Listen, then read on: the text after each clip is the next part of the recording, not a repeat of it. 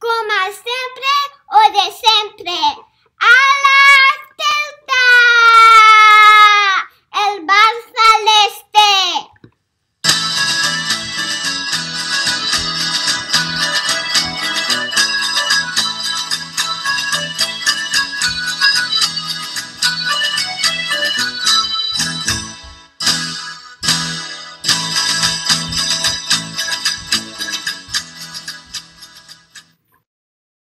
Hola y un saludo a todos los celtistas y a todas las celtistas a lo largo y ancho del mundo. Soy Antón García Fernández y, como de costumbre, os hablo desde Jackson, en Tennessee, en los Estados Unidos de América, y os doy la bienvenida a un nuevo episodio del Bar Celeste, tanto en iVoox como en YouTube. Estamos ya en el episodio número 92. Poco a poco nos acercamos a esa primera centena de episodios, aunque es cierto que tanto en iVoox como en YouTube hay muchos más vídeos que 100, porque a lo largo de los años hemos ido publicando otros vídeos que no son solamente los episodios que semanalmente grabamos aquí en el Bar Celeste.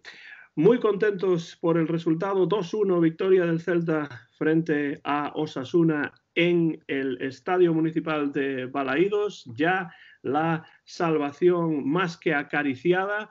Y para hablar de todo esto tenemos al otro lado del océano, en Bayona, a mi amigo y cofundador del bar, Fernando Rodríguez Estevez. Fernando, ¿cómo va todo por ahí? Te envío el micrófono a lo largo y ancho del océano. ¿Qué tal, Antón? Buenas tardes a todos los celtistas y aficionados del Bar Celeste. Aquí recibo el micrófono perfectamente en una Bayona despejada después de unos días de lluvias torrenciales, de incluso truenos, relámpagos, en fin, parecía que habíamos vuelto al invierno durante unos días. Le llaman en esta ocasión la borrasca Lola. Se dice que es un nombre que le han puesto los portugueses, no lo sé, habrá que hablar con servicios meteorológicos. Pero en todo caso, después de una tormenta viene la calma y ahora estamos en esa calma con cielo prácticamente despejado al 100% y también con la calma deportiva de haber llegado a los 41 puntos, aunque mi pequeña apuesta es que con 38 va a bastar. Veremos lo que sucede con los de abajo en estos últimos 5 encuentros y en breve analizaremos, Antón, ese partido de ayer que para mí tuvo dos partes diferenciadas, coincidiendo precisamente pues con las dos partes de un partido, ¿no? No fue un partido necesariamente fácil, pero el Celta lo sacó adelante, se llevó los 3 puntos y, como tú dices, esto certifica el que es realmente el objetivo del Celta este año, que es la permanencia, y además la permanencia con bastantes jornadas de margen y sin preocuparse demasiado de lo que pueda ocurrir en los últimos partidos de liga, porque la verdad es que el colchón de puntos ya es bastante importante. Yo vi el encuentro y vi también a un Celta diferente en la primera parte y en la segunda parte. Una primera parte en la que el Celta buscó más el ataque, buscó jugadas para tratar de desbordar a la defensa de Osasuna, que era una defensa bien organizada, pero realmente Osasuna en esta primera parte para mí tuvo prácticamente, bueno, yo creo que no tuvo ninguna ocasión, ningún tiro a gol, porque el primer tiro a gol creo que llegó a principios de la segunda parte, pero eso también hay que achacárselo a un buen trabajo de un Celta que supo leer el partido y plantearlo en esa primera mitad. Si además aparece de vez en cuando Nolito, aparece de vez en cuando Yago Aspas y se inventa un gol como el que dio la ventaja al Celta en la primera mitad, pues mejor que mejor. Y llegados al descanso con 1-0, pues yo creo que eso cambió la segunda parte mucho. En la segunda parte yo creo que el Celta sí que se echó más atrás, se encontró con un segundo gol en el momento en el que el Osasuna estaba jugando mejor, y ya a partir de ahí pues le entregó el balón al equipo rival y se dedicó a dejar que pasasen los minutos que habrían pasado, Fernando, si no fuese por un penalti que para mí pues sale de la nada. ¿Cómo es tu visión de este partido? Has hablado de una diferencia clara entre la primera y la segunda parte. ¿Qué le ocurrió al Celta en la segunda parte para que el Osasuna sí se viniese un poquito más adelante? Bueno, es verdad que el primer tiro de Osasuna llega en el minuto 50, pero Yo creo que el Osasuna en general mantuvo una línea de juego bastante clara durante los 90 minutos, con intensidad, juego rápido, sin especular. En ningún momento vi un Osasuna bueno, pues pasándose el balón de manera insulsa, típicos pases horizontales, sino más bien todo lo contrario. Siempre que tenían el balón, sabían dónde estaban colocados cada uno de los compañeros, eso es importantísimo, yo siempre lo digo, sabían qué estilo jugar y todos estaban a una, ¿no? Eso es lo que destacaba yo ayer en ese breve comentario que te enviaba, porque eso yo lo valoro mucho en los equipos. Es verdad que el Celta en la primera parte fue un Celta reconocible, fue un Celta, bueno, pues con diferentes jugadas, con esos dos palos, aunque uno de ellos acabó dentro, el otro no, el de Santi Mina, pero bueno, en definitiva fue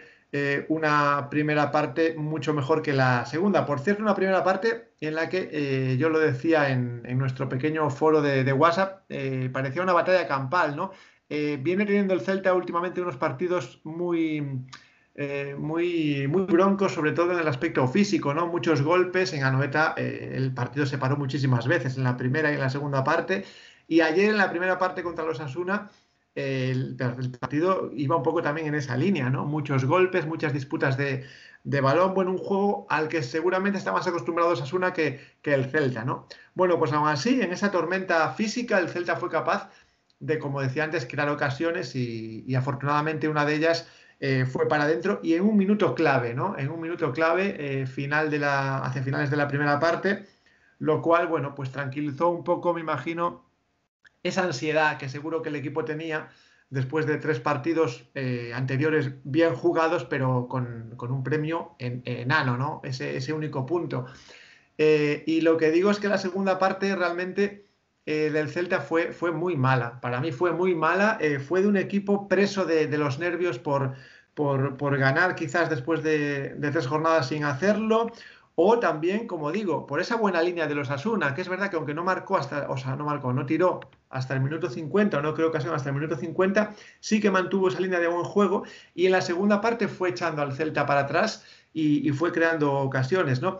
Digamos que el oasis y ese buen remate de cabeza de Murillo en el 2-0 fue, como digo, una salvación brutal, fue un momento crucial porque yo estaba convencido de que el 1-0, con la inercia que llevaba la segunda parte, de un Celta hacia atrás, de un Osasuna jugando muy bien al fútbol y, como digo, haciendo pases y sin perder el tiempo, sin especular, ese 1-0, vamos, era claramente insuficiente. Y lo hemos visto en 1001 partidos del Celta, con 1-0 y que el equipo rival te va arrinconando y va jugando muchísimo mejor que tú, sabiendo muchísimo más a qué juega y empleando y aplicando mucho mejor su plan que tú.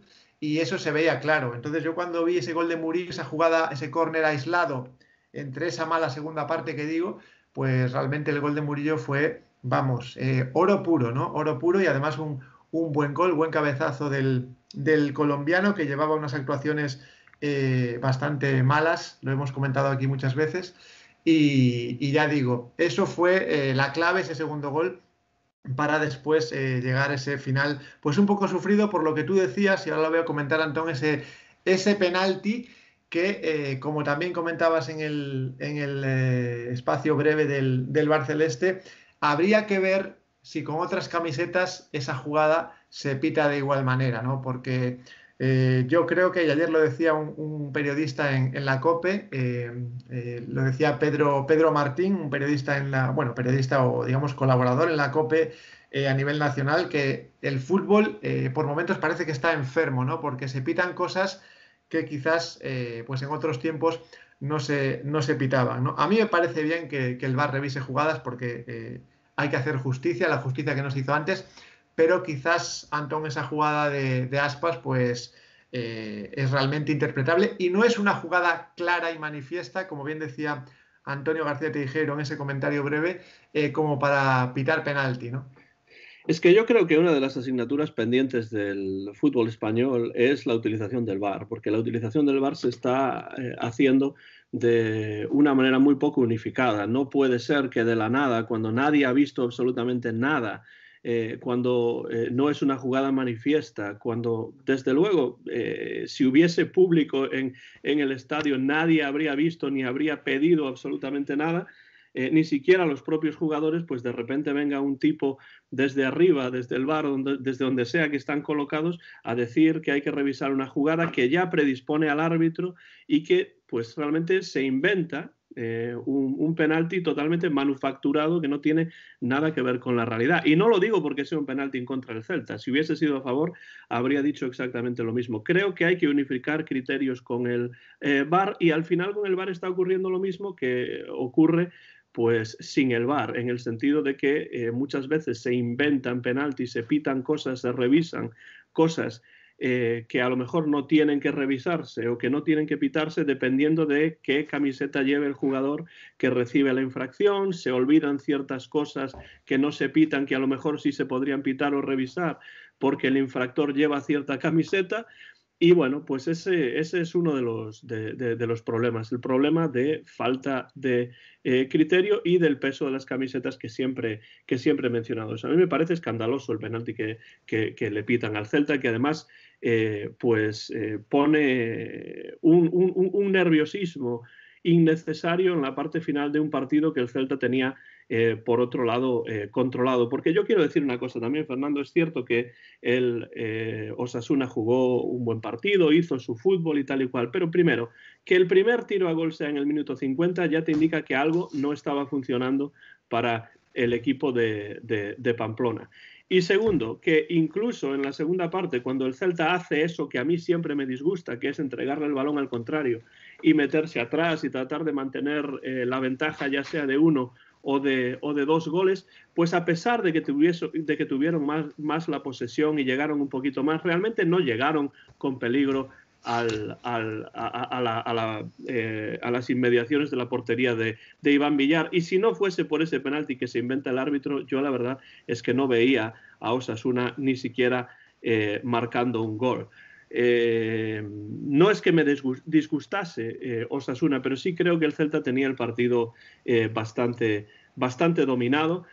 No me gusta que el Celta juegue con fuego, en el sentido de entregar el balón al contrario, irse atrás cuando tiene que haber otras maneras de mantener un resultado. Pero yo creo que el Osasuna, además de ciertos cambios que hizo en la segunda parte, se vino más arriba porque el Celta le entregó totalmente el balón. Tú decías, Fernando, en el comentario de ayer que me enviaste, que te parecía que el resultado final de victoria del Celta 2-1 es injusto. Yo ahí no estoy de acuerdo. Yo creo que el Celta ganó con justicia este partido, pero ese jugar con fuego de vez en cuando, más los errores arbitrales manifiestos como el del penalti, pues a veces te pueden jugar una mala pasada. Sí, y hablabas de ese penalti.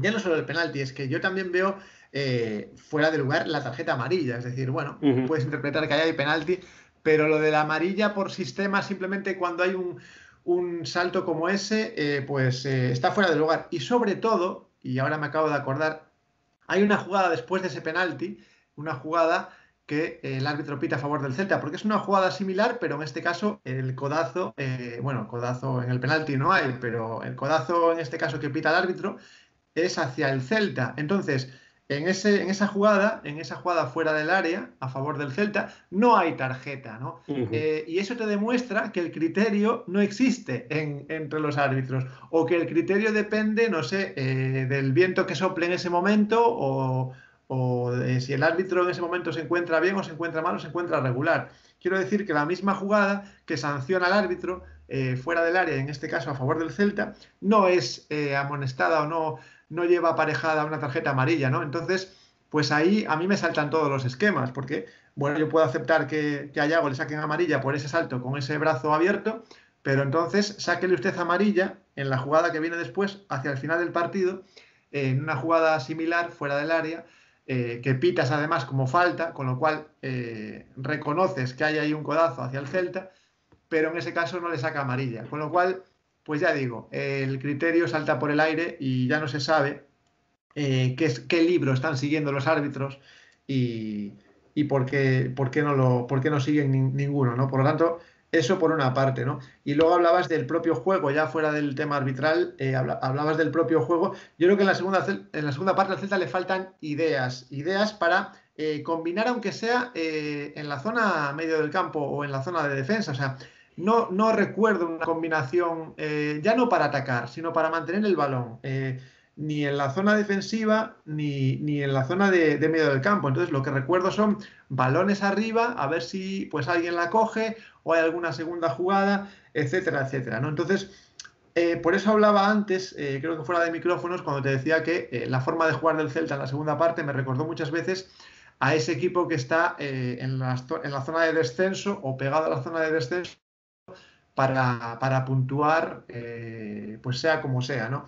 Y eso es lo que no me gustó y como bien decías, Antón, a veces el árbitro te puede chafar un partido y si tú juegas, digamos, también a conservar demasiado esa pequeña ventaja que tienes, pues se te pueden ir al traste todos los planes, ¿no? Entonces, pues yo no sé si quizás en parte el Celta acusó el cansancio de haber jugado el jueves a última hora y bueno, pues la reserva, la gasolina ya estaba en reserva y no quedó otra, o las cabezas ya no estaban frescas como para hacer, bueno, pues como decía yo en ese comentario, ni siquiera 2 o 3 pases seguidos, es que no éramos capaces de hacer eso, ¿no? Y bueno, pues de ahí mi crítica en esta segunda parte, ¿no? A pesar de eso, es cierto que los Osasuna tampoco llegó mucho. El Celta sí fue capaz de contener los avances del equipo rival. Y bueno, me da a mí la sensación de que también una de las asignaturas pendientes del Celta, además de los problemas en defensa que ha tenido, pues ya no solamente en esta temporada, sino en temporadas anteriores, pues es esa manera de afrontar el partido después de que se pone por delante, ¿no? Tratar de mantener el balón un poco más, jugar con un poco más de cabeza, con menos nerviosismo, que es fácil decirlo desde fuera, pero que hay equipos que yo veo en la Liga Española y en otras que se ponen por delante y después tratan de jugar de una manera que suponga mantener el balón y correr los mínimos riesgos posibles. Y el Celta esto no lo hace. No me gusta esta tendencia del Celta a irse atrás y entregar el balón al contrario con mucha facilidad y muy rápidamente después de ponerse por delante en el marcador. Pero eso es algo que llevamos ya comentando durante mucho tiempo y esperemos que sea algo que cambie. Hugo Mayo se lesionó, yo creo que Kevin entró y cumplió con el trabajo que tenía que hacer. No fue un mal partido tampoco del portero céltico. Y después, pues Jason Murillo se redime con un magnífico gol en un momento muy importante también del encuentro. A ver si Jason, además de marcar un gol de cabeza tan magnífico como ese, pues se pone las pilas un poco en defensa porque va a ser muy necesario en próximos partidos.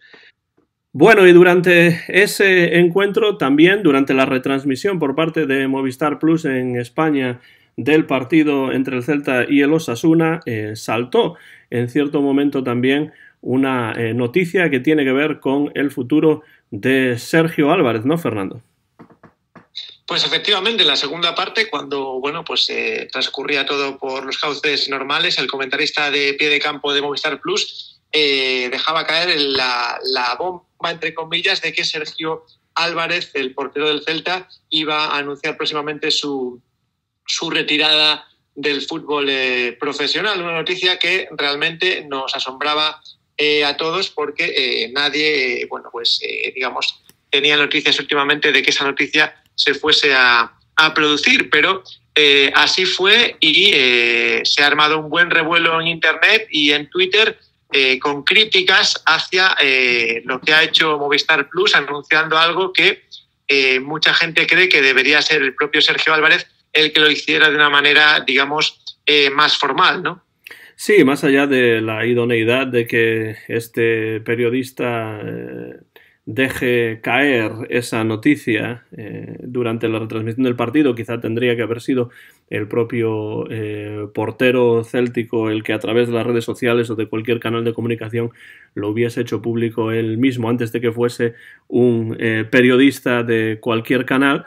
Yo creo que lo importante es que esto era algo que más o menos suponíamos todos los celtistas, que Sergio Álvarez no estaba evolucionando con rapidez y con facilidad hacia la recuperación de su lesión, y yo lo que espero es que un hombre como Sergio, que siente tanto al Celta, que es de la casa y que realmente es alguien que tiene el escudo del Celta en la sangre, pues pueda estar vinculado profesionalmente de alguna manera al Real Club Celta de Vigo en un futuro. Vamos a ver qué ocurre en ese sentido.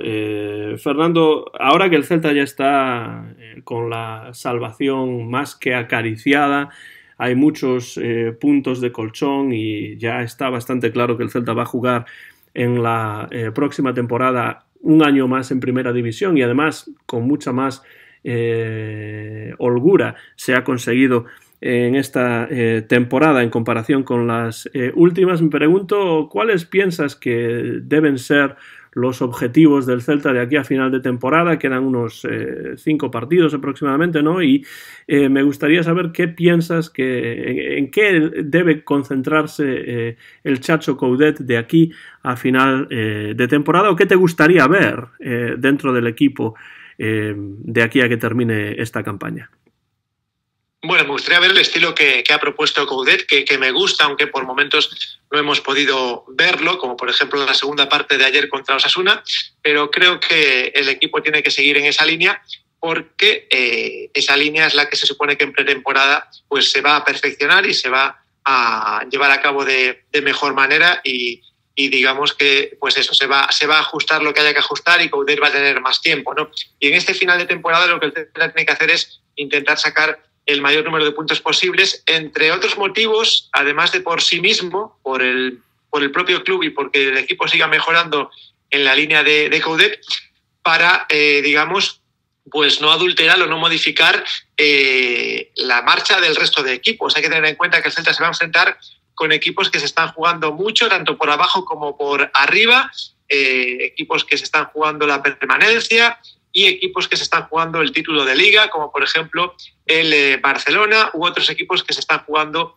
la clasificación para la Europa League o la Conference League, o en definitiva objetivos importantes. Así que creo que el equipo de Coudet, además de por sí mismo, tiene que pues buscar la limpieza de la competición y la pureza de la competición, ¿no? Y no hay mejor forma de hacer eso que aplicando el propio pensamiento del Chacho, ¿no? Que siempre lo dice, siempre busca ganar, y siempre busca ganar de una manera vistosa y no de cualquier manera. Así que para mí los objetivos son esos, y vamos, no creo que se baje de ahí. Conociendo al Chacho, no creo que el equipo se baje de ahí, ¿no?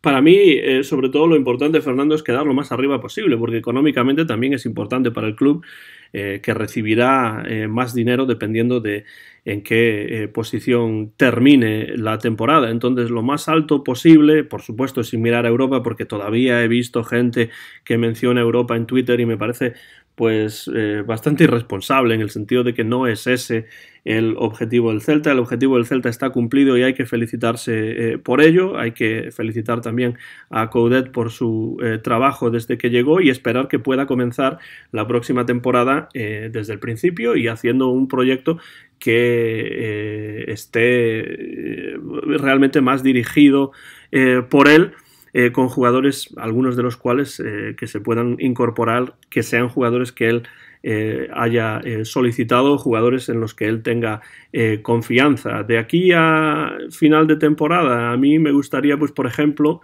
ver jugar más minutos a Solari, ¿no? Si es que Solari va a ser un jugador que pueda quedarse en el Celta para la próxima temporada, a mí me gustaría que tuviese a lo mejor más minutos, que saliese desde el principio para verlo jugar un poco más, y bueno, pues con la tranquilidad de saber que el Celta pues ya está con el objetivo de la salvación cumplida. ¿Tú tienes algún deseo en ese sentido? ¿Algún jugador al que te gustaría ver más de aquí a final de campaña?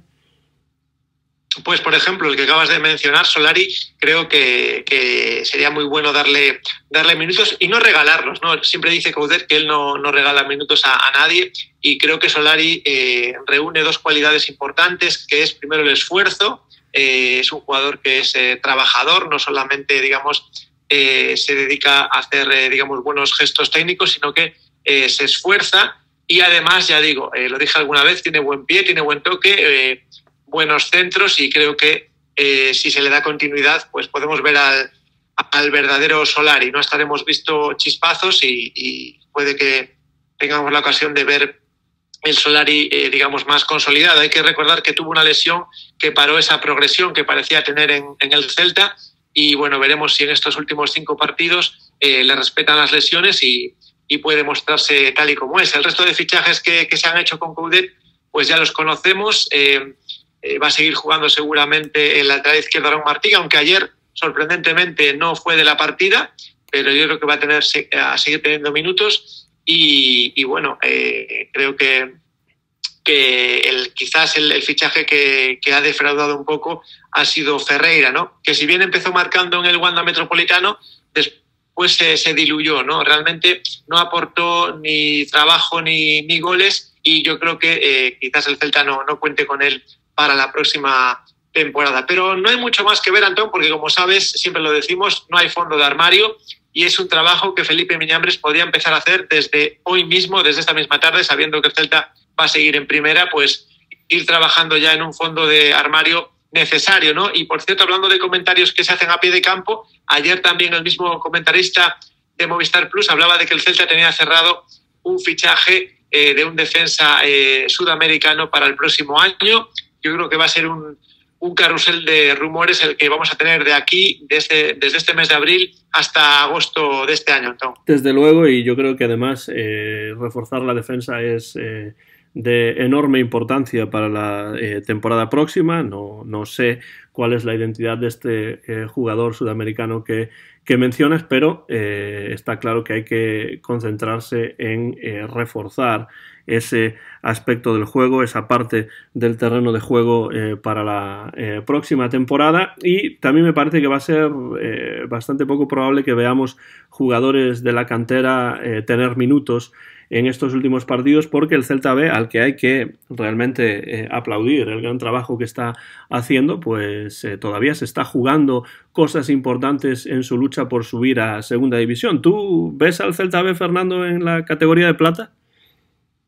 Pues la verdad es que el primer partido que se jugó de esta última liguilla, al que yo pude asistir en Balaídos, lo que me demostró fue que el Celta B no tenía ni mucho menos potencial para subir, ¿no? Pero digamos que fue arreglando poco a poco ese mal inicio en esta última liguilla de segunda B, y sobre todo fuera de casa fue sacando puntos, sacó 6 puntos, sacó después un punto contra el líder en Balaídos, partido al que también pude asistir, un partido contra el Burgos, y claro, se ha puesto en una posición que realmente nadie esperaba, ¿no? Segundo de grupo, hay que tener en cuenta que los 3 primeros van a pelear por subir a segunda división A en un playoff express, digamos, y por tanto, pues mi visión ha cambiado pues bastante, ¿no? De lo que puede dar este equipo. Lo que también digo es que el Celta B, en el caso de que sea capaz de subir a segunda división A, va a exigir una revolución enorme este verano en cuanto a la confección de la plantilla. Por lo tanto, el trabajo de Felipe Miñambres se puede ver duplicado o triplicado, porque hay que hacer una muy buena revolución en el equipo, digamos, de los mayores, y en el equipo de los jóvenes. Si vamos a competir en segunda división A, la revolución tiene que ser importante, sobre todo si no queremos pasarnos pues toda la temporada en la zona baja de la tabla. Sí, yo de todos modos soy de los que piensan que el Celta B al final se va a quedar en la orilla, pero hay que aplaudir el excelente trabajo, la magnífica temporada que han realizado este año. Y si el Celta B subiese a segunda división, que sería algo verdaderamente histórico y sería un premio impresionante, pues sí es cierto que habría que reconfigurar un poco lo que es ese equipo, y también incluso desde un punto de vista filosófico reconfigurar un poco qué es lo que se quiere hacer con la cantera y con ese equipo B, pero desde luego yo aplaudo la magnífica temporada del Celta B. Creo que no es realmente el objetivo subir a segunda división, pero si ocurre, pues evidentemente habrá que celebrarlo. Muy pronto, Fernando, no queda mucho tiempo, en realidad quedan 3 o 4 días porque el Celta juega en Liga de nuevo, en esta ocasión viernes por la noche, tarde aquí en los Estados Unidos, a las 9 de la noche hora española, frente al Levante, y este es un partido que podría, si se ganase, que no digo que vaya a ser fácil o que ya vaya a ocurrir, pero el Celta puede jugar con mayor tranquilidad y podría colocarse con unos 44 puntos si ganase ese partido, que serían pues una cifra magnífica, ¿no? ¿Cómo ves tú ese encuentro? ¿Lo ves fácil, difícil? ¿No estás seguro? ¿Cómo ves ese partido frente al Levante? Bueno, viene el Levante en una situación en la que estaba el Celta hace 24 horas, ¿no? Un equipo con 38 puntos que querrá sumar 3 puntos más para ya certificar matemáticamente su permanencia en Primera División. Y, tiene unas cuantas bajas el Levante importantes.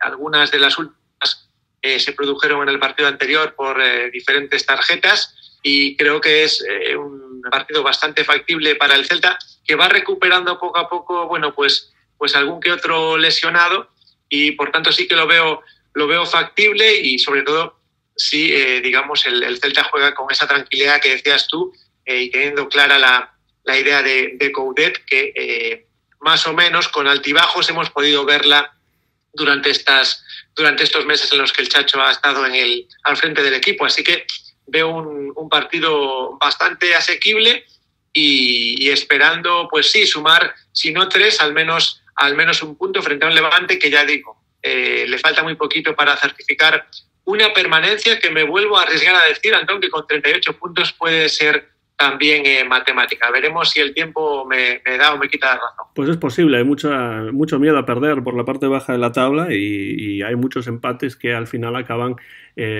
favoreciendo a quienes están un poco por encima, como es el caso del Levante, como es el caso del Celta. Y bueno, hay un problema en realidad en este partido, Fernando, y es que el Levante lleva 3 partidos seguidos perdiendo, con lo cual enfrentarse contra el Celta puede significar ese bálsamo que necesitan, porque el Celta, siempre lo decimos un poco en broma, pero es bastante cierto, es bastante especialista en ayudar a estos equipos que llevan una mala racha de 3, 4, 5, 6 partidos seguidos sin ganar, ¿no? Pero bueno, más allá de esa broma y de esa anécdota, yo creo que sí, el Celta tiene un partido que a mí en principio me parece más asequible que el partido frente a Osasuna, pero no me parece tampoco que vaya a ser un partido demasiado vistoso, por lo que comentabas. Estamos hablando de un partido entre un equipo que quiere de manera más o menos matemática certificar su permanencia contra otro que ya prácticamente la tiene ya conseguida, ¿no? Entonces ese tipo de partidos a veces pues se quedan ahí en tierra de nadie, y para el espectador medio pues no son partidos demasiado interesantes. Que el Celta recupere jugadores es importante, y sobre todo que juegue con la tranquilidad de saber que el trabajo está hecho, y lo que venga de aquí a final de temporada en cuanto a puntos, victorias, etcétera, pues va a ser bienvenido, ¿no? El siguiente encuentro que jueguen después de este será frente al Villarreal, y ese sí ya me parece un poco más complicado, pero si hablamos de partidos a priori más o menos asequibles para sacar algo positivo, pienso que este en casa frente al Levante del viernes puede ser un buen candidato, ¿no? Ya veremos qué pasa, porque eso nunca se sabe, pero me parece a mí que el Celta puede afrontar el partido con mayor tranquilidad, y creo que eso puede, desde un punto de vista psicológico, marcar un poco la diferencia, ¿no? Lo veo un partido bastante igualado, y me lo imagino como un partido no demasiado vistoso.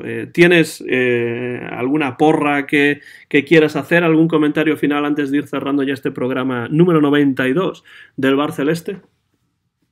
Bueno, decías antes que el Celta es especialista en cortar malas rachas de los equipos con los que se enfrenta. Ayer, afortunadamente, lo que hicimos fue lo contrario. Lo que cortamos fue una buena racha del Osasuna, que venía con 3 partidos seguidos ganando y con algunos más sin perder, ¿no? Por tanto, bueno, pues no todo es malo lo que lo que hace el Celta, aunque es verdad que normalmente pues solemos ser un hospital para esos que vienen mal heridos, ¿no? Esperemos que contra el Levante pues podamos aplicar la receta Coudet y realmente llevarnos el gato al agua. Y en cuanto a resultados, voy a decir el resultado que consiguió el Celta precisamente. No voy a decir un Celta 2, Levante 1. 2-1 es un resultado factible, muy posible, y yo pues no tenía pensado el 2-1, la verdad, esta vez no me lo has quitado. Yo creo que el resultado final va a ser 1-0 para el Celta, también victoria por un gol, y eso sí ya colocaría al Celta con 44 puntos y estaría muy bien, ¿no? Pero desde luego hoy tenemos que estar contentos por el desempeño del Celta, con 41 puntos, novena plaza en la tabla, y bueno, pues el Celta además llega ya a 10 victorias en esta temporada, lo cual no está nada mal. A eso hay que añadir pues los 11 empates que en muchos casos tienen que ver con un Celta que se adelanta y después entrega el balón. Pero bueno, no voy a volver sobre eso porque ya hemos hablado de eso lo suficiente. Terminamos entonces, Fernando, esperando que tanto tú como todos los oyentes del Bar Celeste estén en la mejor situación posible, tanto desde el punto de vista personal como desde el punto de vista de la salud. Y pues nada, dejad comentarios como siempre. Si hay algo que queréis comentar, pues siempre leemos y respondemos los comentarios tanto en iVoox como en YouTube. Gracias, Fernando. Gracias a ti, Antón, gracias a todos los oyentes, y bueno, a pesar de que este programa ha tenido sus dificultades técnicas, hemos podido terminarlo. Esperemos que esto no se note para el oyente que esté, bueno, pues escuchándonos tranquilamente desde cualquier sitio, ya sea el coche, haciendo ejercicio o en su casa, desde diferentes plataformas como iVoox, Facebook y YouTube. Y por cierto, en Facebook seguimos creciendo, ya somos 42 seguidores. Bueno, yo creo que solamente se darán cuenta los oyentes de esto porque tú has comentado algo al final, pero sí es cierto que ha habido algunos problemas técnicos que creo que hemos logrado subsanar, y llegamos al momento, Fernando, de dar ese berro celeste para, bueno, pues de alguna manera ayudar al equipo mientras se prepara para un próximo partido que va a ser el viernes a las 9 de la noche frente al Levante en Balaídos. ¿Preparado, Fernando? Vamos allá. 1, 2, 3... Coma sempre, ore sempre.